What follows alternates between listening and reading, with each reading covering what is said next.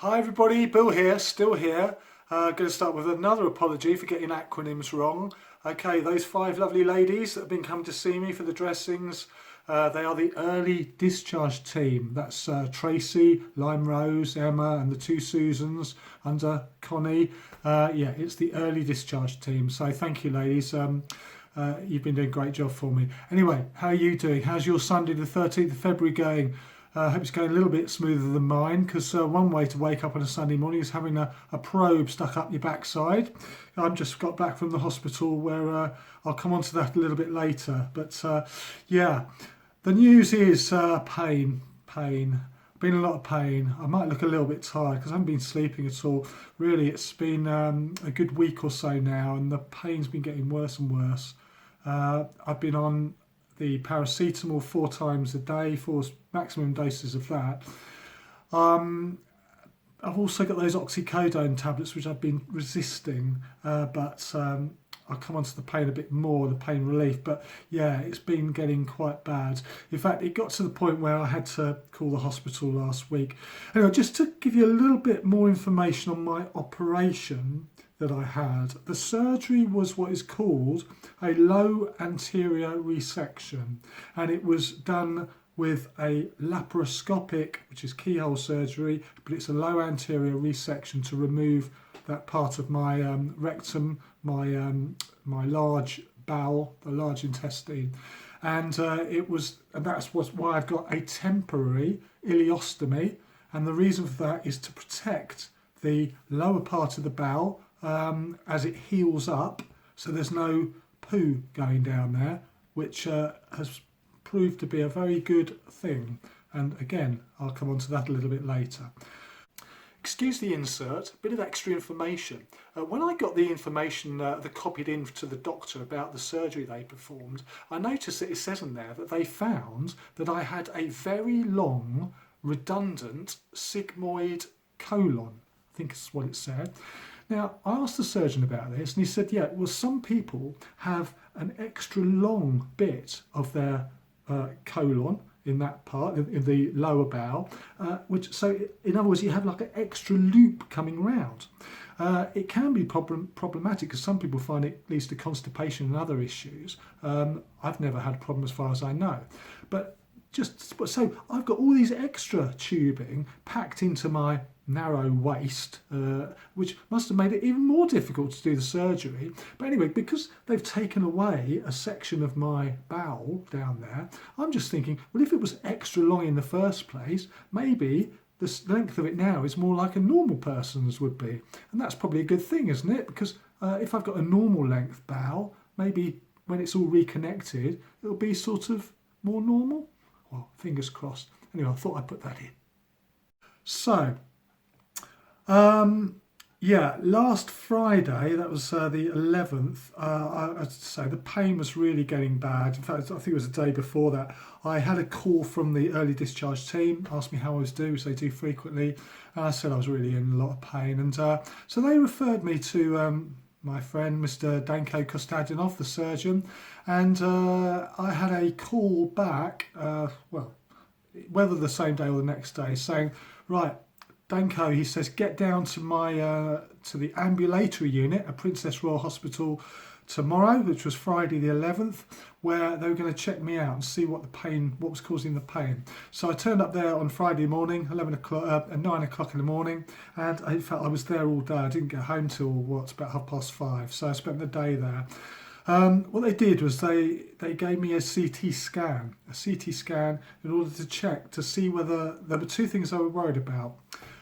He was worried about what they call a collection, although that's not so much something to worry about. I think a collection is where your bowel keeps working, because like the large intestine, my lower intestine.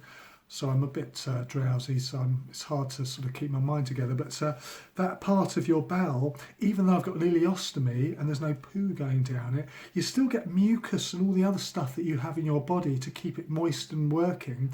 That's still going on. So you do occasionally need to go to the loo to get rid of that sort of deposit. And again, I'm being very graphic, but it's like I can describe it as like the sediment in the bottom of a bottle of port, for example.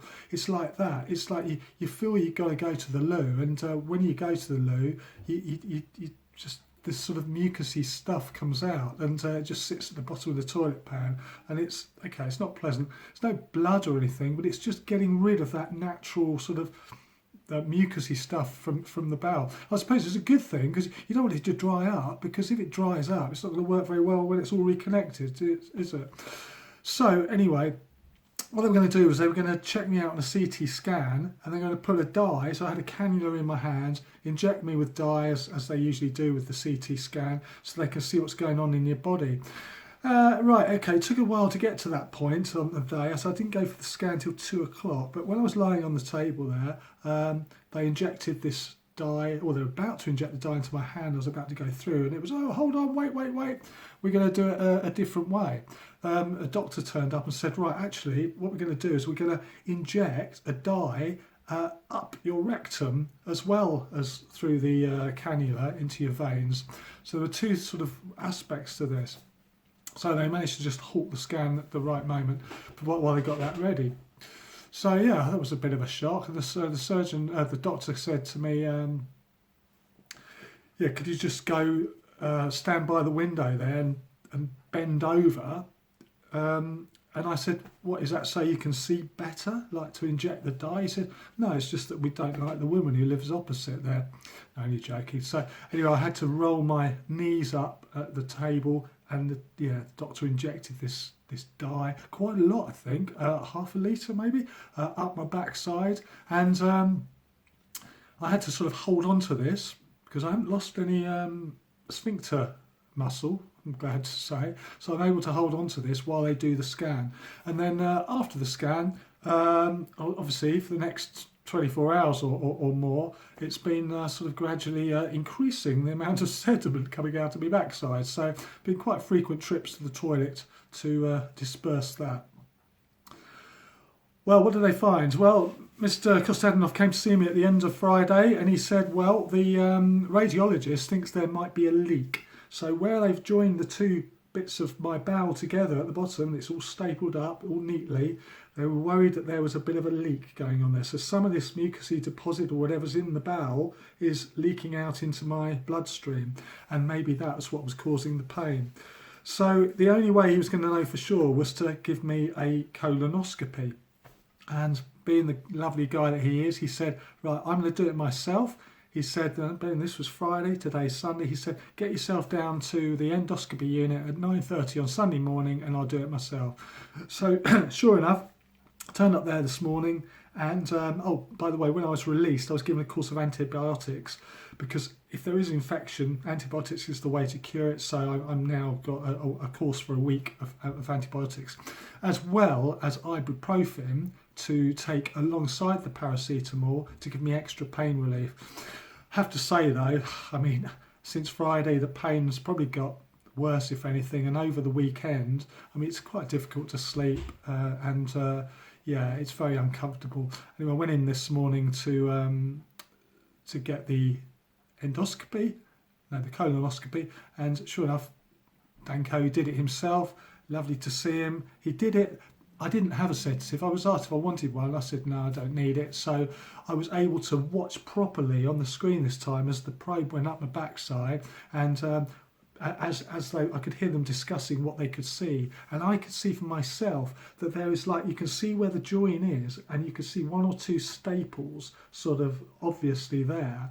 And I think that is the point where there is a bit of a leak in the join, which is probably due to weakened tissue from the radiotherapy that I'd had. Blasting it with radio waves, radiation is going to sort of deteriorate the quality of that tissue. So maybe that's the reason why it's leaking. So next steps is I am now hoping, I'm back home, I'm hoping that the antibiotics work, and Danko's told me to take the oxycodone tablets, the opiates that I have, if the pain is really bad. So I may well be tucking into those to try and get by. Meanwhile, they're going to have a discussion about me on Monday or Tuesday, and he will call me and let me know what to do. Because the options are, if the antibiotics aren't going to work and clear up this infection, if there is one, and reduce the pain levels, then I may have to be readmitted to hospital, and they will then drain the site with, I think, it won't be this time a drain into my stomach, it'll be a drain probably up my backside, right into the site of the problem, to drain any sort of bad stuff away, and at the same time they'll give me antibiotics in an IV drip. It's an intravenous drip, so that will be a much better way of getting antibiotics into my body rather than the tablet form which I'm taking now. So, waiting to see whether that's necessary and whether I have to go back into hospital for that next week at some point. Meanwhile, he said if I need to, call them if I'm in real pain, and they'll get me straight in and get on with that process straight away. So, it's reassuring to know. Anyway, well, while I was there, not today, but last Friday, the early discharge did remove the last of my dressings, that exit wound, remember, the one on my groin. So I don't have any dressings now, which is one nice thing. Connie, bless her, she has given me a load of these, 40 sips. These are what the hospital often give you because they're really high sort of a calorie drinks, so they really boost your strength really. And because I'm not really gaining any weight, I've been eating lots and lots of rubbish, you know, the stuff I have to eat now, the low fibre diet, but it's not really putting on a lot of weight. So I'm having a couple of these a day as well as all the other food that I'm eating. And I've also put one of those whey, you know, the things that bodybuilders drink, the powdered drinks that you make up. I'm having one of those a day as well, so I'm getting as many calories into me as I can because I need to build up my strength and my body mass really to help me for the chemotherapy, because that's going to be quite stressful on my body. That's it, isn't it? So a bit of yeah, so not the best. I mean, look, I'm still very positive because I feel the team all right, and I did say to Danko, I said, is it life-threatening? And he said, no, it's not life-threatening at the moment because I've got the ileostomy. Now, if he hadn't put that ileostomy into me to protect the bowel as it is healing down there, then I would have had normal poo leaking into my body instead of just the mucousy stuff that's in there normally. That could have led to blood poisoning, all sorts of terrible serious consequences. I mean, that is potentially life-threatening. So that is the importance of having the ileostomy. And still fingers crossed for a reverse, but, you know, it could have been a lot worse had I not got that. Right, that's the update. So I will sit back, enjoy my oxycodone if I feel I have to have it, and enjoy the rugby. England are playing rugby today against Italy, so I'm looking to see a good performance from us. That'll cheer me up, and I'm sorry I'm a bit drowsy, but that's the update for you. Take care, everyone, and keep healthy, and I will speak to you soon. Bye.